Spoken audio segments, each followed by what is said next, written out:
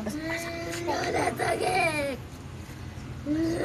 Tangik! Oh, Tangik, anong nangyari dito? Dito na pala yung apo kong Tangik.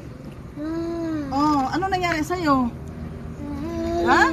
Ano na nangyari? Siniruan ako ni teacher. Bakit ka siniruhan?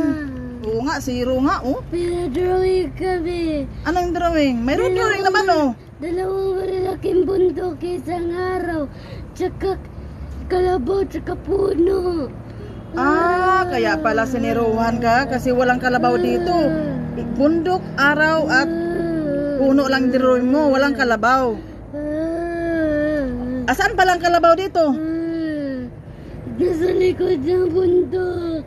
Ay, Kasi kaya nandun yung natirang mga damo. nandoon pala kumakain. Tangi ka pala eh. Kaya nga pinadrawing ka ng kalabaw. Dito yan ilagay ang kalabaw sa kuan, harap. Paano makita ni teacher yung kalabaw? Nandoon sa likod ng bundok. Naubos kasi Hindi. yung damo. Hindi mo naman din inano. Ni-explain ka teacher mo na, teacher, nandoon yung kalabaw, nagtago, doon nagkain ng damo, paborito niyang damo doon. Tangik ka pala, tangik. Oh. Nawag ka nang umiyak kasi kasalanan mo rin, tangik ka, tangik.